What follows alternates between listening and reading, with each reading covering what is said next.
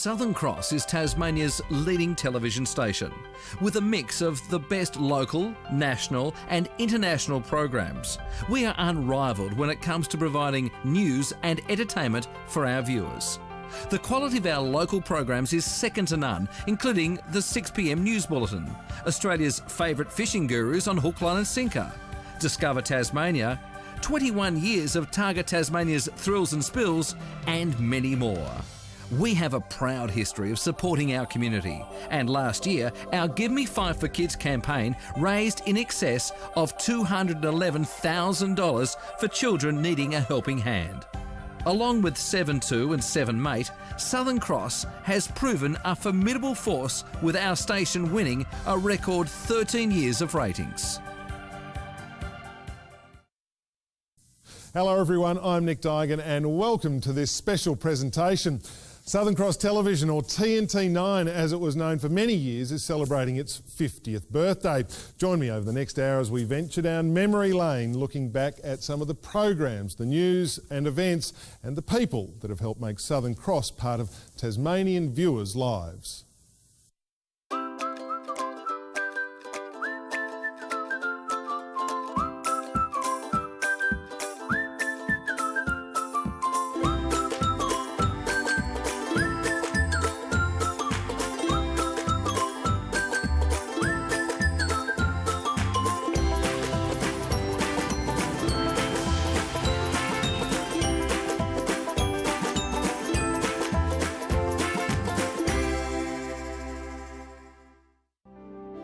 Our journey starts way back in 1959 when the Menzies government called for licence applications to transmit commercial television to the north and northwest of Tasmania. The licence duly granted to Northern Television Limited in 1960, part of the ENT consortium, which included a young Edmund Rouse. Perfectly obvious that television was going to be a very major sector of the media business, and as newspaper people, we obviously had a substantial interest in that. There was also no doubt that television would affect the advertising revenues of the newspaper, and so it was made logical sense to get a part of it. People were anxious for their own commercial television station to operate. Up until then, you'd have to watch television from Melbourne or from Hobart with a very large antenna and watch a pretty snowy picture. So it was a big deal, a big event when it occurred 50 years ago. Arthur Evans was appointed TNT9 Managing Director and set about the mammoth task of finding and establishing studio and transmitter facilities. One of the major things I remember is crawling around the top of Mount Barrow, and we were looking for sites. It's a very difficult place to find a site in northern Tasmania. A site in Watchorn Street eventually chosen, and construction of the studio began. Another more significant challenge was finding staff to build the station's workforce. The ad came in on the paper. It said join television, and so I went in for it, because television was believed to be the up-and-coming thing. Work on building the station progressed steadily, with a mandate to start broadcasting set down for May 1962. Tripping over carpenters and builders and painters, and I was given a pair of white overalls, and underneath this building, and the spot's probably still there, I used to lay the original cables. And camera test on 12. At the present moment we're experimenting with this very highly expensive unit, which we hope is going to be satisfactory, and which in time, of course, we'll be able to use to do sound on film interviews and things of that nature. We had a fairly good idea. We'd done a certain amount of homework. We knew it would work. We knew our transmission was okay. We had, of course, a period of test pattern time. And then following that, before the station went on air, we had a month of playing different features and odds and ends that we picked up, bits of film, to just enable technicians to tune to the channel. And that was an interesting time to see the look on people's faces as they saw television for the first time. Television retail shops experiencing a record number of sales as supplies ran short in the lead up to opening night. The inevitable establishment of television saw a new breed of personalities arrive on the local scene with the advent of the on-air presenter. It was a young David McQueston who decided to try his hand at the new industry. I was pretty nervous. I came up on a night to audition. I had an old jumper on and a pair of jeans, and I walked up a plank where the front steps now are to audition, and got the surprise of my life to look into the studio. You could look into the studio through a glass door, or a door with a glass in it, and there were people auditioning with dinner suits on, and I went back out to my car and did my hair and took my sloppy jumper off and found a sports coat and put on. And I got the surprise of my life when I got the job. McQueston joined Bruce Farrer, Rod Thurley and Joy Swain as the original presenters. The ENT board's vision to build a television station in a paddock turned dream into reality when, on a cold autumn night at 6 o'clock, TNT9 officially commenced transmission. This is Northern Television, TNT Channel 9. Good evening, this is TNT9 where the viewing's fine, going to northern Tasmania from St Helens on the east coast to as far west as Marooa. Now opening for our first day of transmission on this Saturday, May 26th, 1962. The station was officially opened by Lord Roellen at 7 p.m, watched by the 2,900 licensed households in the transmission area. Television had arrived in northern Tasmania, and the institution on the hill was born.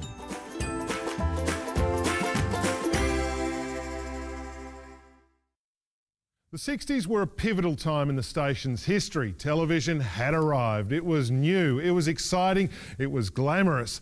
Suddenly, newspapers and radio had a powerful rival to contend with. Television quickly established a loyal following, but it came at a cost.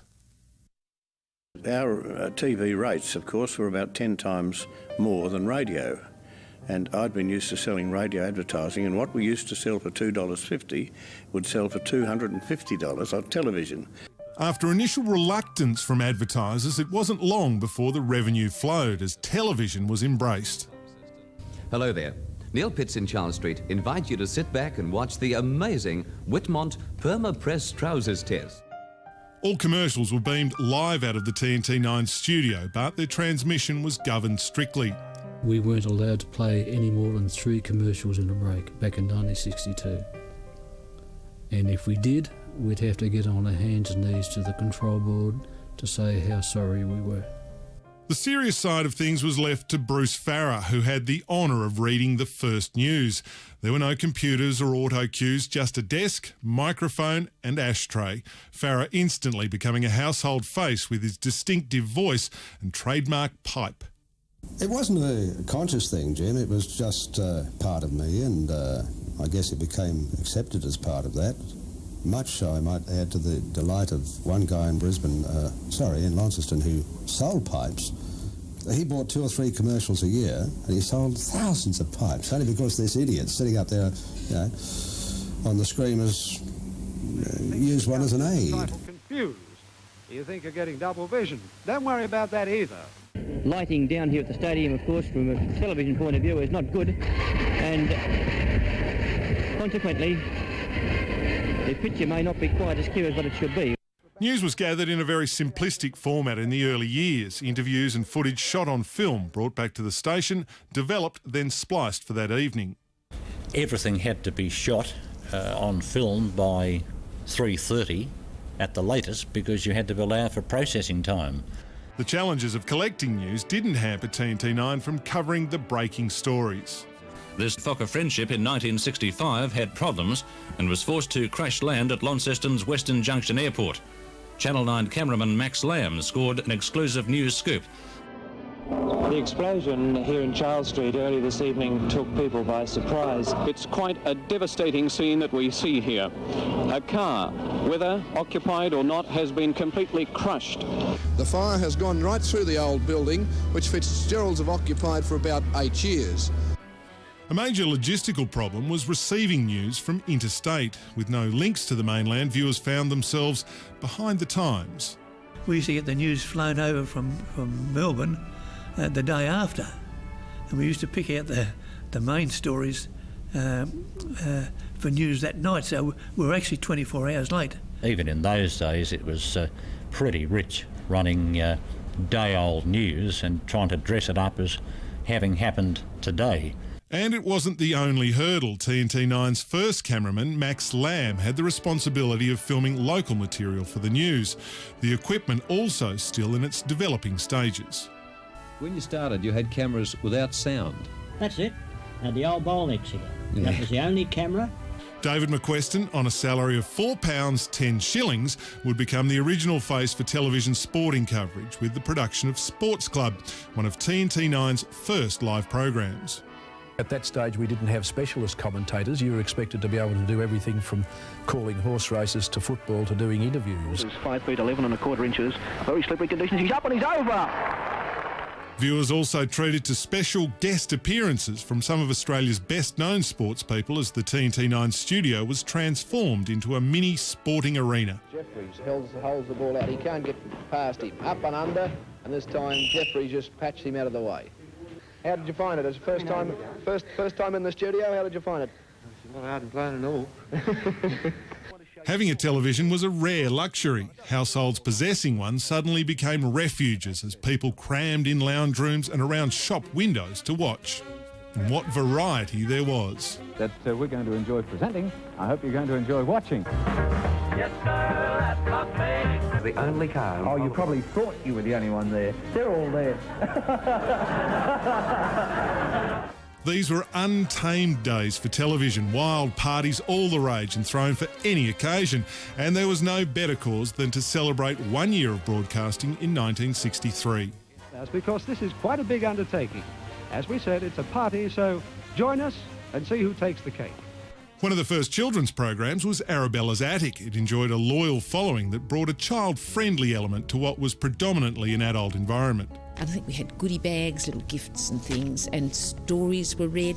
So it was very simple, but it was a friendly sort of, I suppose because the set was cosy and it was intimate. We used to have a section in the kids program where they'd come and ask you a riddle, and every now and again some kid would be set up by an older brother to come and ask a really dirty joke, and you'd have to sort of brush that over and just move on to the next child and give him a Freddo frog and just hope the little child went away for a while. Because TV was sort of new then and the local TV was important, people really connected to it. So coming up and being on Arabella's Attic was a big deal.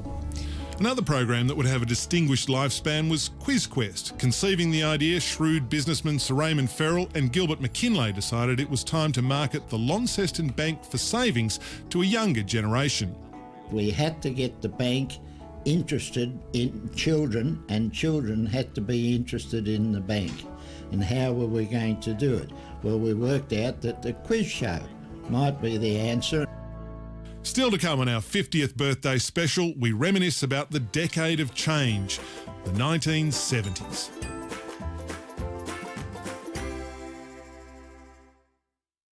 Welcome back. The 1970s proved to be a defining decade for the station.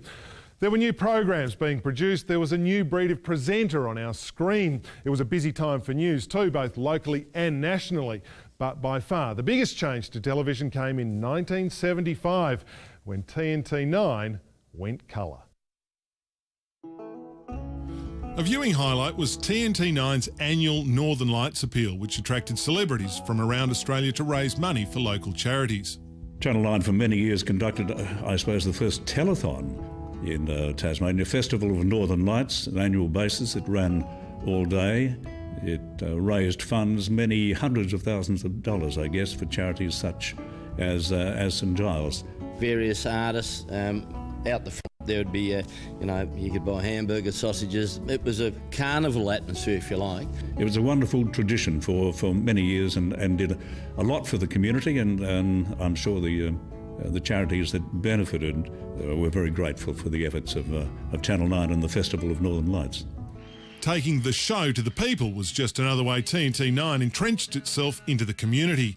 Country music festivals were recorded at remote locations such as Savage River and Flinders Island. Good evening, ladies and gentlemen, and welcome to Coastal Country. By 1972, David McQueston's talents away from the camera were recognised, leaving his post as sports anchor. TNT9 recruiting Hobart's 7HO's Ray James to take over Sports Club. On the same day, at the other end of the building, radio station 7EX started the career of Paul Murphy. Hi, Paul Murphy reminding you that the 7EX man will be out tomorrow morning. The two would have a profound impact on television over the next 3 decades. With viewing audiences peaking, TNT9's advertising revenue hit the high ground through the 70s. Managing director Edmund Rouse swimming in a river of gold as the popularity of television soared and advertising revenues flowed. What quickly became your cash cow? Well, Channel 9 did by accident. We're not in the newspaper business, the radio business, the television business. We're in the money business. And if it's legal and if we make money out of it, we're going to be in it. Television was a license to print money. This period was regarded by many as the golden years of the station. No program was too big or too small to produce, as some of the biggest names in television were brought to Tasmania. You ever look back and think, what's happened? How did I become the Paul Hogan that's known nationally? Yeah, I often wake up and pinch myself, you know, but I don't knock it, you know. I met pretty much anyone that came to Tasmania. We met them, worked with them and spent time with them. It was by the mid-70s when television moved out of the dark ages. On the 1st of March 1975 was the biggest thing to happen in television, regardless of going to stereo and then to digital that we are now. We are recording, just for posterity, a few scenes from the old control room before our new colour machine, which is supposed to arrive very soon. It was predicted to be the most expensive thing that ever happened to us. It never worked out to be so expensive, I don't think. I think the rates of commercials went up in the producing of it. Of course, the initial outlay of the everything had to be changed to colour, all on the one time. I really actually think the transition from black and white to March the 1st, 1975, going to colour was just a huge step. And everybody was excited about it. As viewers adapted to colour, the vulnerability of camera equipment was still evident, as one iconic event nearly wasn't recorded. I was able to call the 1977 Burnie Wheel Race, which was, I think it's been acknowledged as probably the greatest race that's been seen in Tasmania, with Danny Clark when he went from the almost impossible position. Can he make it? Yes! Yes! Yes! Oh! A magnificent performance! It was the last race of the day, and the battery was running flat at the time. Oh, and of course, in those days you couldn't bring it back and put it and call it back in the studio. It went to where as is. The logistics of gathering news and producing shows became easier with the gradual progression away from film to tape and video recorders. Eventually, news could be shot and edited up to the minute. Presenting TNT9's 6:30 News. It was certainly busy news-wise in the 70s. Question. We have completed very carefully calculated cost-benefit analysis and feasibility study of a casino in Launceston. It's a very strong World 11. However, the West Indies have been setting the pace in the Packer series so far. But it was a Sunday night in January 1975 that will never be forgotten, as 12 people lost their lives and Hobart was split in two. People on the eastern shore could fully realise the plight of the drivers of the cars which came to rest on the western verge of the collapse. This evening, we look at National Park conservation. TNT9's commitment to local television was evident by the extraordinary amount of programs that were produced. Almost live from the studios of Channel 9 in northern Tasmania. There was one program that was entrenched as must-see TV, even winning a Logie. Have a go at that. See? That's very good. So that teaches young children how to be mummies, and you can wipe a little body. The Saturday night show was a massive undertaking by the station. I think the budget was something like $300 a week. And from that, we built a program around the trots. We covered the trots every Saturday night, and they wanted a live variety entertainment program to fill in the 40 minutes or so between each race. The theory was great. It was virtually impossible to do. It wouldn't have been if we hadn't wanted to cross live to the tracks. Probably the greatest achievement out of working at TNT9 was the Saturday night show, because we took something from nothing and built up a show that went on to win a Logie, and at the time gave work to a lot of people. A new station ambassador was also introduced to our screens. For songs and stories, things to do on Rupert's Roundabout. Oh, who's that behind us? That's Rupert. Well, that brings to an end another day's viewing here on Channel 9. We trust you've enjoyed the programmes presented for you today and invite you to join us tomorrow morning for another day's viewing. As the decade closed, TNT9, part of Edmund Rouse's ENT group, was at its height, but no one could predict what was ahead in a dramatic new decade.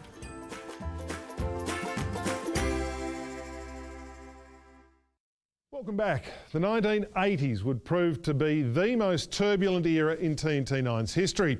While ratings and revenues soared, there was much drama behind the camera. We were introduced to a new furry friend, we celebrated homegrown talent, we opened another casino, we even witnessed the outbreak of a media war between North and South. But by the end of the decade, it was a bribery scandal that would rock Tasmania.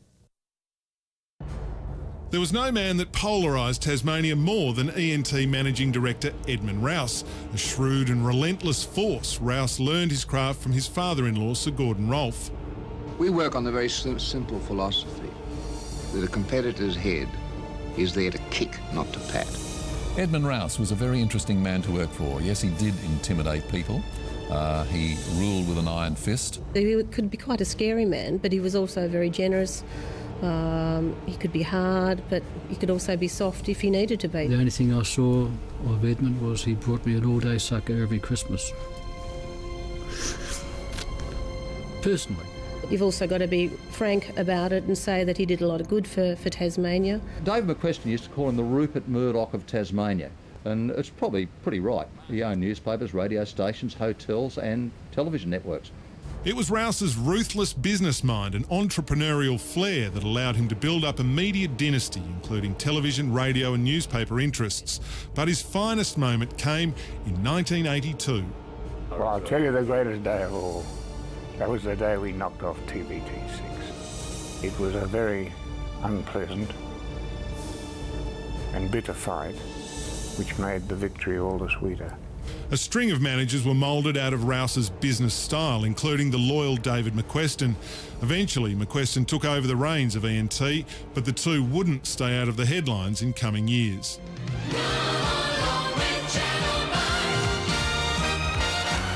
This is TNT Channel 9, serving the people of northwest Tasmania in Latrobe, Devonport and Ulverston.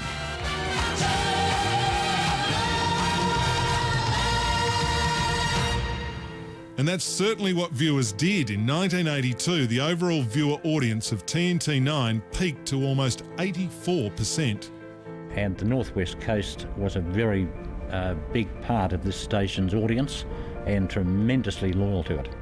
In fact, I think back in those earlier days, the Northwest Coast would have been our most loyal viewers. Luring viewers wasn't the only challenge faced by TNT9 on the Northwest. Transporting news stories back to Launceston became the stuff of legend. Cars used to be flagged down on the Bass Highway and the cameraman and sometimes the reporter would stand out on the side of the road and with a couple of tapes wrapped up and sort of flag down motorists and say, are you going to Launceston? Could you drop this tape off? And if you take it to the studio, there's $20 waiting for you there when you get there. And that was how we got it through, and we relied a lot on members of the public to take the film or the cassette through to Launceston in time to get it on air that night. In fact, it's quite often we've had people skidding to a stop and saying, it's all right, I know what to do, I've done it before. And you throw them the tape and away they go, like a man on a mission sort of thing, heading for Launceston. In all the years that operated, believe it or not, we only ever lost one tape. Incredible. Queen Elizabeth and Prince Philip made their way slowly up a walkway to the Albert Hall, making the customary stops on the way to chat to eager children. However, the excitement of a royal visit was short-lived. You know as well as I do, Robin, that in the Parliament... to do that, and you didn't do it. Tasmania was on the downward spiral, a division growing between forestry and the green movement. Business confidence was shattered while Tasmania's unemployment levels were rising as fast as interest rates. On a high from his brazen takeover of TVT6, it was Edmund Rouse who used his considerable media power to restore confidence and inspire a state. Roger made his famous mill, Claudio makes his wine with skill, Peter made a yard for sheep, and Doug has made his axe cut deep. You can make it, you can make it, you can make it in Tasmania. We needed to do something to generate more optimism, more positive vibe within our state. It was in a bit of a lull at that time. You can make it in Tasmania.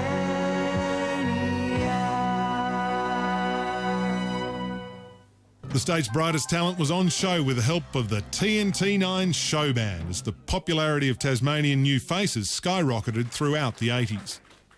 How do you feel? Look, I've got written here, you dress nicely, colourful, that's beaut. Feelings, that's the name of the song. Where was it? You had no feelings.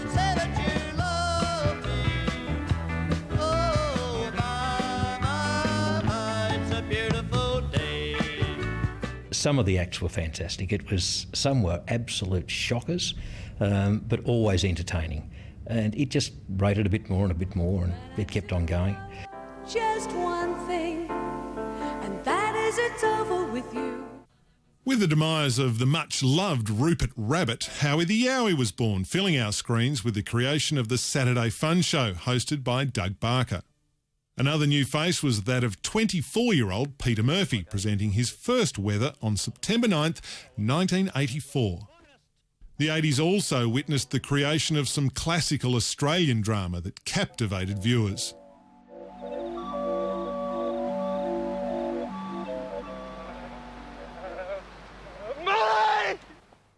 The 80s in the media in Australia, it was you could write a cheque for any amount because it was just such a boom, and so nothing stopped you doing anything within reason. If you needed to spend a lot of money on a program, you got it because it was the boom years, golden years of television right around the country. TNT9 over the years became probably one of the most prolific producers of local programs of any regional television station in Australia. No project was too big for TNT9, whether it be a new cinema or a casino opening.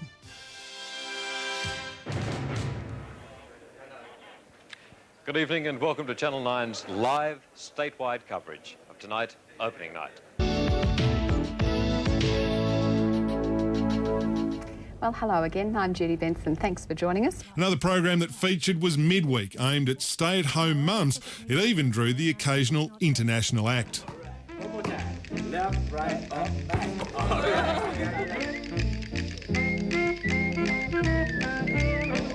By the mid-80s, the Watch On Street studio was a hub of activity with television, radio and a film lab all operating.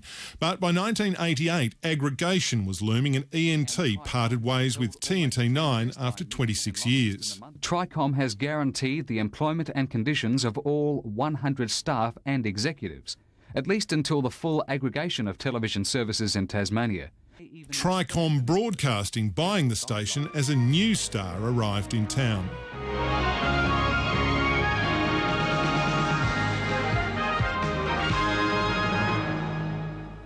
Tim Lester, Channel 9 News. The 80s were responsible for uncovering the talents of journalist Tim Lester. After a stint interstate, Lester returned to Southern Cross and to one of the biggest stories in Tasmania's history. Thank you, Mr. Rouse. When will you step down as chairman of ENT? Larger than life, very imposing, very intimidating, very driven, highly capable man who, of course, went on to have this just spectacular fall from grace, which really was just laced with tragedy. Alleging he unduly attempted to influence Labor MP James Glenister Cox. An out-of-control, arrogant situation. I think he had started to believe he could do anything and get away with it. Endeavouring to prevent Labor and the Greens forming a minority government, ENT Chairman Edmund Rouse attempted to bribe former television presenter turned Labor MP Jim Cox. And the 64-year-old former media proprietor was fined $4,000 and jailed for 3 years over the political bribery scandal. Shortly after, Jim Cox held a media conference. He spoke of the trauma and why he thought Edmund Rouse had offered him the bribe. In fact, I'm certain that he would be aware that in good old Australian terms I was battling for a quid. Yeah, it wasn't good. You stand on the outside looking in and think, why am I getting blamed for something that I didn't know anything about? This afternoon, Rouse arrived at Risdon. Tonight, he begins his 3-year sentence. The Royal Commissioner found that Mr McQuestion's involvement was not unlawful, but that he did have knowledge of the bribe attempt. I don't wish to comment on that. I've said all along that I knew nothing about it, and I stick to that point that I knew nothing that was going on. The 80s began and finished with a bang, but the changing face of regional television would take its toll in the 90s.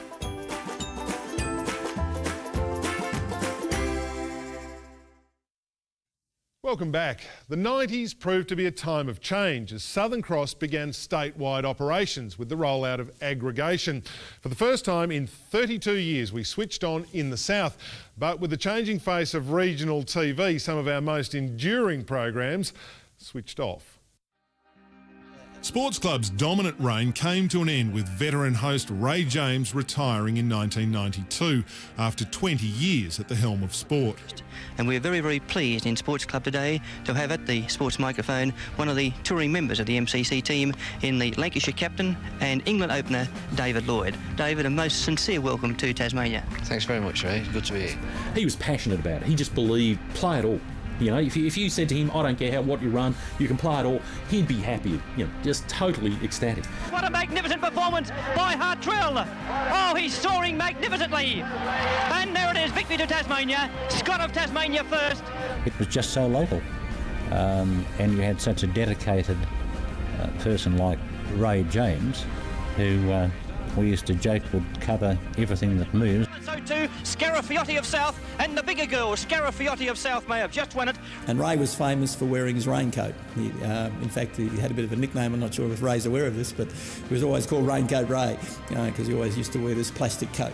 And indeed, he needed it a few times too, to be out in the rain. Would you put your hands together for the winners of the 1982 Channel 9 Winfield 6-day bike race? Tons of things on the fun show this week. Viewers were loving the mischief that was continuing on the Saturday morning fun show. Mike Lunn, along with his loyal sidekick, Howie the Yowie, providing much entertainment to a legion of loyal children. Try it, cobber! There you go, Purple. Hang on. Howie called him Wingnut on the birthday book. Oh, I did not! He was a bit put out, but he'll get over it. Oh, I know. Was he the one with the big ears? Mike Lunn and Howie the Yowie often caused lots of trouble with viewers with some of their remarks, but the kids seemed to go over the kids' head. It was the adults that were watching it that were more upset. Oh, dicky tissue.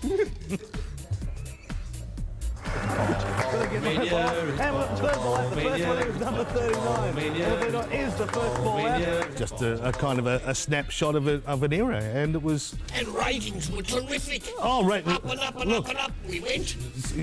MasterChef, Block, Fun Show, right up there. Nothing on Nothing. us. In fact, the ratings were so big back then they didn't have enough numbers on the ratings sheet to actually, and the graph. They didn't have enough paper. It was so big. Exactly. I agree. Huge. After several years of planning, aggregation finally occurred on April 30th, 1994, when Southern Cross became a truly statewide operation, switching on in the south of the state. And we're now about to transmit our program signal from Mount Wellington. We have a special guest to perform the duty, so let's now cross to Hobart as we welcome viewers statewide. What we're about to do now is replace the test pattern with an entirely new network, Southern Cross Television. Aggregation was a very difficult time. It was looking back, it was tremendously exciting, and probably the most exciting day in television. After the second departure of Tim Lester, Diane Massey became the station's first female weekday anchor, and the Southern Cross News team was kept busy bringing viewers some of the biggest stories in the 90s. The wedding ceremony was over and photographs were being taken when shots rang out.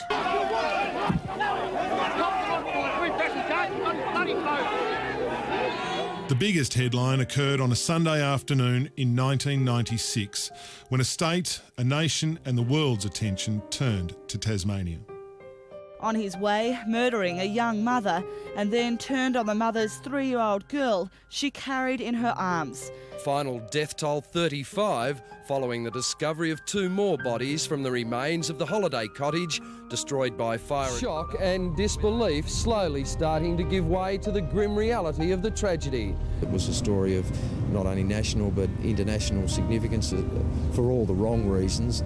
It was a day that we can remember as Tasmania probably losing its innocence. It was just horrific. 1 year on, Tasmania has seen Martin Bryant's hearing and sentencing, sweeping changes to Tasmania's gun laws.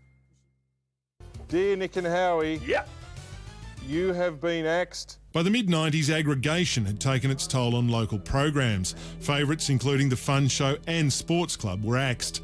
No longer could regional television sustain the high costs associated with local productions. But that didn't stop the revival of special one-off programs. If I had a broken eye, I wouldn't have been able to move my arms. What about you? Did you ever have sex before a big test match? You told me this afternoon you weren't going to ask that. Was the fight that everyone started saying, gee, Daniel Gill can fight? Yeah, it was a bit funny. And I looked around the world and thought, well, where can I go? And NASCAR was obviously, in my mind, the biggest challenge I could take on. And After 32 years without being challenged, Southern Cross had a ratings battle on its hands. In a bid to up the ante, news anchor Kay Wilkinson was replaced by Steve Titmus in 1997. By 1998, the tide had turned and Southern Cross became Tasmania's most watched station, a position that it retains to this day. Got the pleasure to tell you you've won $70,000 in Treble Tats 35. How does that affect you? Beautiful. First prize. Lovely. While there are people on this planet, there'll always be news, whether it's good or bad. 1998 was also significant with the retirement of news director Paul Murphy after a decorated career spanning 26 years. You always wanted to work hard for Paul Murphy, and to this day, why does someone like that bring out the best in you? Well, I think because he led by example. He was here hours upon hours, days upon days. He trusted people to do their job. Everyone was very loyal. Everyone would have given their right arm for the man. On the last trip of the Tasman Limited, Paul Murphy reporting for Channel 9 News. There were plenty more changes ahead in the new millennium. G'day everyone and welcome to Hook, Line and Sinker, Tasmania's own fishing show. A fishing show, digital television, a new logo and a new on-air chemistry evolved. Chemistry? What chemistry? Joe doesn't like Fezzy, Fezzy doesn't like me, I don't like Joe. Joe's always had a crush on me, as you know. Oh yes, the secret's out, I've always had a crush on you. But it has been fun. Joe's only human. I mean, who hasn't got a crush on you? But it is television's power to wield images of tragedy and triumph that have been evident since its inception. The following year, the world's attention turned to a little-known country town in Tasmania. There's relief in Australia as 2 miners are found alive after being trapped underground. It is the Great Escape. Just as they had promised, Todd Russell and Brant Webb walked out of the Beaconsfield gold mine just before 6 this morning. So there you have it, a look back at our last 50 years. What the next 50 holds in store is anyone's guess.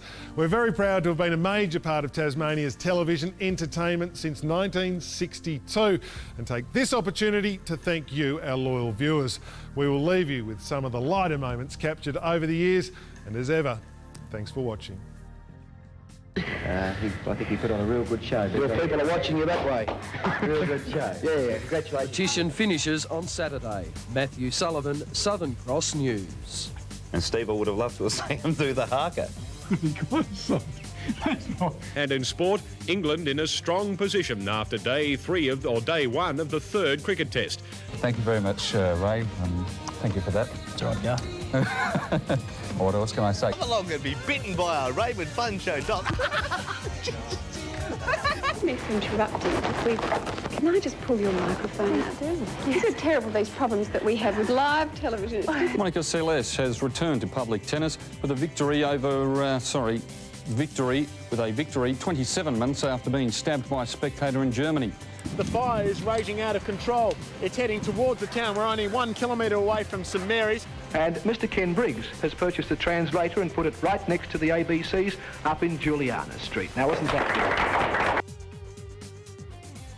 New Zealand police investigating the sinking of the Greenpeace, nothing out.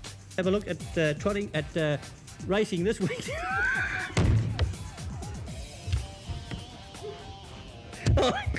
It's a fast rate, actually. Well, you would agree about Douglas. He's a weak-kneed, lily-livered, jelly-bellied, limp-wristed wimp, and he barracks for Hawthorn. So let's have a look at some AFL action.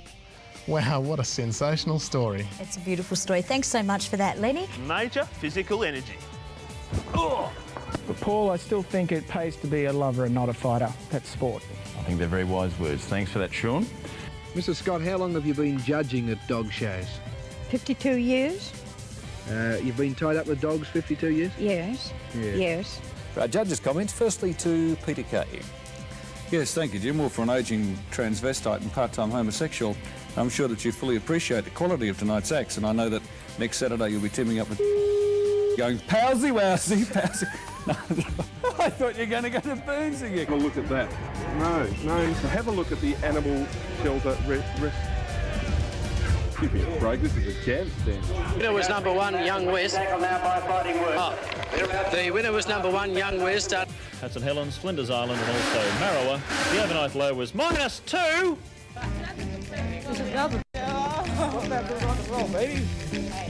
Loosen up. Apple Maid is a freshly clutched bin. No, I'm getting worse. She having a laugh or what? To the quiz quay.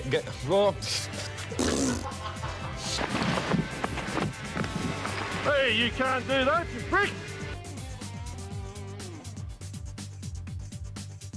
Chance to win. Ow! Ow! And the judges' official margins were a short half head by a short half head by a short half head by a short half head. So it was a great finish in the final event. What keeps coming you back makes you keep coming you back? My first opportunity to congratulate you on your engagement to Andrew. Just fantastic. And I didn't think classified advertisements worked. Good night. Good evening. And Fella's biggest worry is the cold. But today, it's really, really quite hot. Hang on. And also members of the bugger.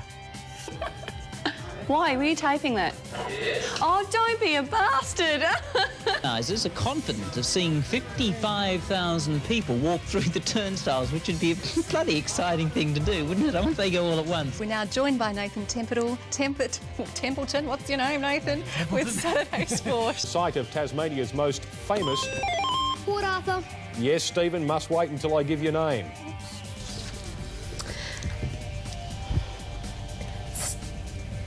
Sorry about that. Star filly Jennifer has taken up the In Big Brother Kim, I think,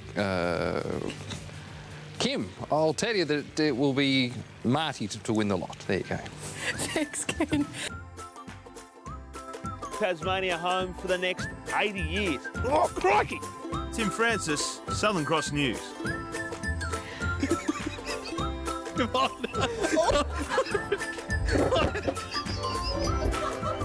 For those who think there's no place for women in boxing, this may just strengthen their case. Dual Olympic discus thrower turned boxer Lisa Marie Vizignari took on Lisa Hinds at the Coolangatta Hotel. Excuse me. Hinds weighed 20